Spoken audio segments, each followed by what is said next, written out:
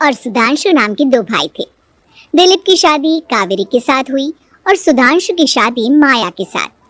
शादी के बाद दोनों भाई अपनी अपनी पत्नी के साथ खुशी खुशी रहा करते थे। दोनों भाइयों के परिवार एक ही घर में रहता था, साथ में खाना, साथ में घूमना। कुल मिलाकर दोनों भाइयों का परिवार खुशहाल परिवार था। कुछ सालों के बाद दिलीप की पत्नी कावेरी को एक बेटा हुआ। भैया, आज मैं बहुत खुश हूँ, चाचा बन गया हूँ मैं। हाँ भाई साहब, इस बच्चे के घर में आने से तो रौनक आ गई है। मैं सबको बताऊंगी कि मैं तो चाची बन गई हूँ, चाची।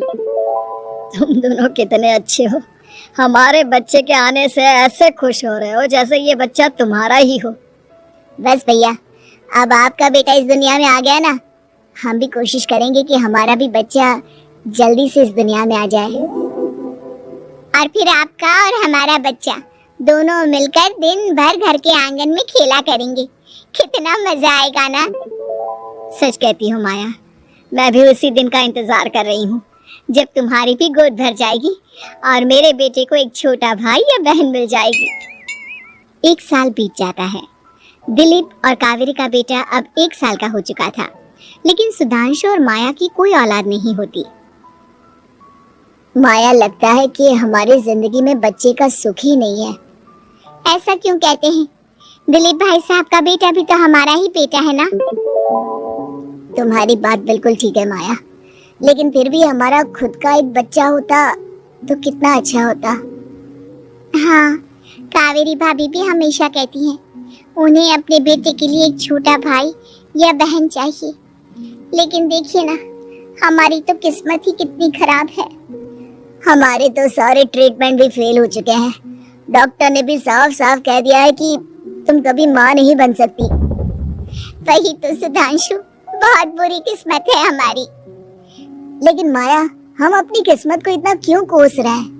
हम दिलीप भाई साहब के बेटे को अपने बेटे की तरह ही प्यार कर सकते हैं ना। हाँ जी, बिल्कुल सच कहा। मैं भी वैसा कर सकती हूँ, चाची हूँ। उसे छोटी माँ का प्यार नहीं दूंगी क्या? कुछ दिनों के बाद दिलीप का एक दोस्त दिलीप से मिलने के लिए आता है। अरे क्या बात है दिलीप, बधाई हो बधाई।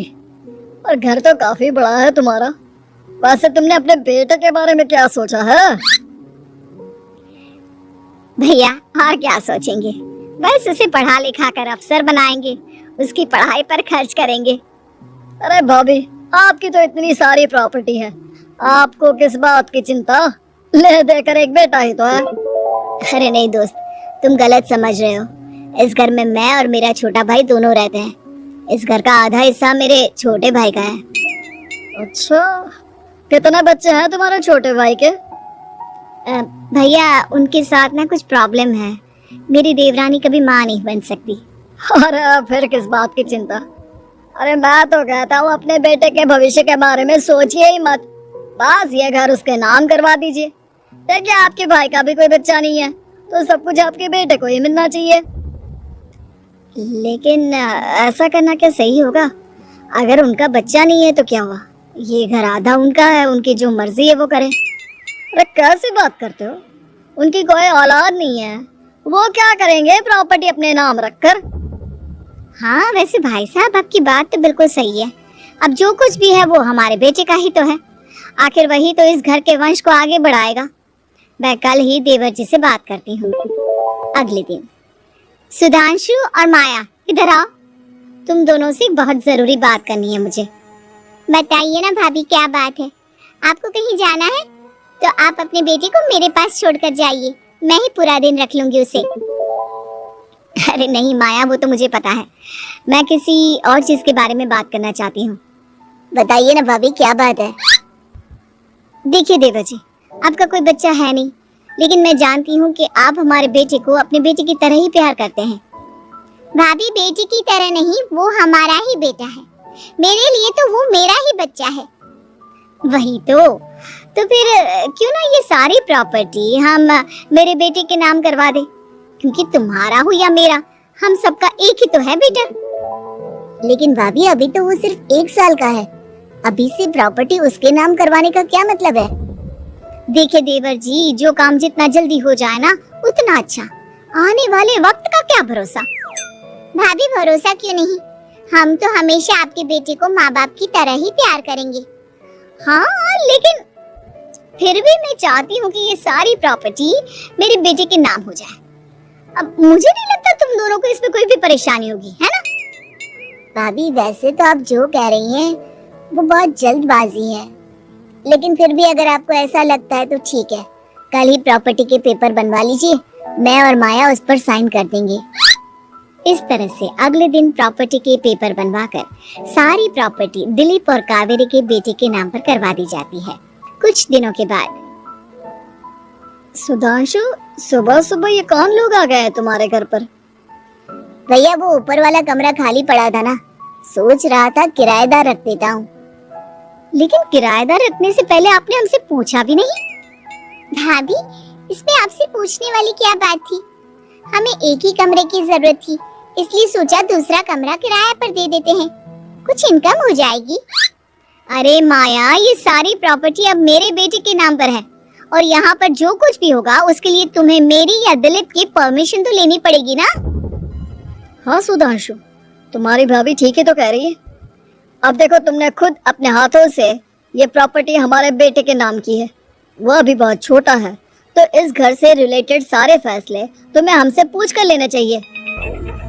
भाभी हमें तो लगा था कि आप हम लोगों से बहुत प्यार करती हैं, लेकिन आप तो हमारे साथ भेदभाव करने लगी।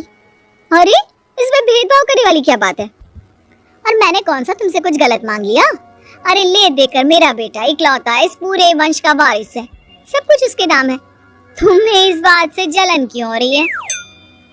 भाभी माया को जलन नहीं हो रही, वो तो बस ऐसे ही कह रही थी। सब जानती हूँ मैं, इसकी खुद की तो कोई औलाद पैदा नहीं हुई, बस इसीलिए जब देखो तब मेरे बेटे पर बुरी नजर डालती रहती है। देखो माया, कावेरी तुमसे बड़ी है, वो जैसा कहती है वैसा करो। और वैसे भी इस घर पर अब तुम लोगों का कोई अधिकार नहीं है, वो तो हम लोगों की भलाई समझो जो तुम्हें अभी तक यहाँ रहने दिया है। भैया आप इतने कैसे बदल गए? इस प्रॉपर्टी ने आपके दिल से हमारे लिए प्यार पूरी तरह खत्म कर दिया है क्या? इसी तरह वक्त बीतता जाता है और देखते देखते दिलीप और कावेरी का बेटा प्रणव 25 साल का हो जाता है और उसकी नौकरी लग जाती है। पापा आज मेरा अपॉइंटमेंट लेटर आ गया है, मैंने सिंगापुर में जॉब ज्वाइन कर ली है। लेकिन प्रणव, विदेश में नौकरी करने जाने से पहले तुम्हें कम से कम अपने मम्मी पापा से एक बार पूछना चाहिए था ना। इसमें पूछने वाली क्या बात है माँ, मैं सिंगापुर जाकर जॉब करना चाहता हूँ तो करना चाहता हूँ। देखो प्रणव, हमने तुम्हारे लिए इतनी सारी प्रॉपर्टी यहाँ पर रखी हुई है, उन सब का क्या होगा? यहाँ रहो, बिजनेस करो। सॉरी पापा, मैं यहाँ रहकर कोई बिजनेस नहीं करने वाला, और ये जितनी भी प्रॉपर्टी आपने मेरे लिए संभाल कर रखी है ना, ऐसे ही किसी को दान में दे दीजिए, क्योंकि मैं सिंगापुर से वापस इंडिया आकर कभी नहीं रहने वाला। दिमाग खराब हो गया है तेरा? जानता नहीं, तेरी वजह से हमने तेरे चाचा चाची से लड़ाई करके पूरा घर तेरे नाम करवा दिया था। हाँ तो ऐसा करने से पहले आपको सोचना चाहिए था ना।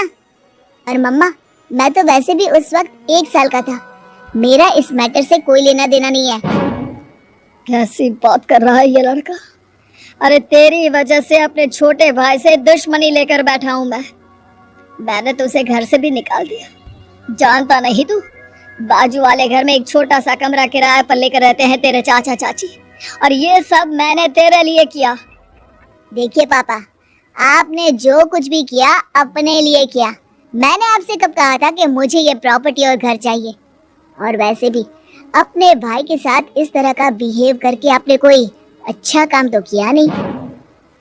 तू सही कह रहा है बेटा, हमने तेरे चक्कर में अपने छोटे भाई जैसे देवर और बहन जैसी देवरानी को इस घर से निकाल दिया। बहुत बड़ी गलती हो गई मुझसे। ठीक है मॉम, तो अब आप अपनी गलती सुधारो, लेकिन मुझे तो फॉरेन जाना है, मैं वहीं जाऊंगा। अब आगे क्या करना है ये आपका डिसीजन है। और प्रणव सिंगापुर जॉब करने के लिए चला जाता है। कुछ दिनों के बाद जब दिलीप और कावेरी को अपनी गलती का एहसास होता है तो वो सुधांशु के घर पहुंचती है। सुधांशु, माया, हमें माफ कर दो, हमसे बहुत बड़ी गलती हो गई। क्या हुआ भाभी? आज इतने सालों के बाद आप हम गरीब लोगों के घर क्या करने आई हैं? भाभी, हमने तो खुशी खुशी अपने भतीजे को सब कुछ दे दिया, अब हमारे पास कुछ भी नहीं बचा है। भाई मुझसे बहुत बड़ी गलती हो गई, जो तेरे जैसे भाई को मैंने प्रॉपर्टी के चक्कर में घर से निकाला, और जिसके लिए मैंने ये सब कुछ किया वो खुद ही विदेश चला गया। भैया भाभी, जिस बेटे के लिए आपने हम लोगों को इतनी तकलीफ दी, आपस के प्यार को बिगाड़ा, जब वही आपसे दूर चला गया तो आपको इस बात का एहसास हुआ। लेकिन माफ कीजिए, अब हम आपके साथ रहने के लिए उस घर में नहीं आ सकते। नहीं नहीं माया, ऐसा मत कहो, मुझसे बहुत बड़ी गलती हो गई, प्लीज वापस चलो, मैं वो घर फिर से तुम्हारे नाम कर देती हूँ। भाभी, मैं उस घर का क्या करूंगी? किसके लिए? मेरा कोई बच्चा नहीं, मैं तो बस जिंदगी भर आप लोगों के साथ प्यार से रहना चाहती थी, प्रणव को अपने बेटे की तरह प्यार करना चाहती थी, लेकिन आपने मुझसे वो अधिकार छीन लिया। भाभी और भैया, एक सवाल पूछना चाहता हूँ आप लोगों से। जो बच्चा कुछ ही दिन पहले दुनिया में आया हो, जिस बच्चे के भविष्य का आपको पता ही ना हो, उसके लिए अपने पुराने रिश्तों को तोड़ देना, अपने सगे रिश्तेदारों से दुश्मनी मोल लेना, उनके साथ झगड़ा करना, उनकी बेइज्जती करना, क्या ये सही है? कम से कम हमें सही वक्त का इंतजार तो करना चाहिए ना। सिर्फ प्रॉपर्टी के लिए अपने सगे भाई को घर से निकाल दिया, वो भी अपने 1 साल के बेटे के लिए। क्या ये वाकई में सही था? जवाब दीजिए मेरी बात का।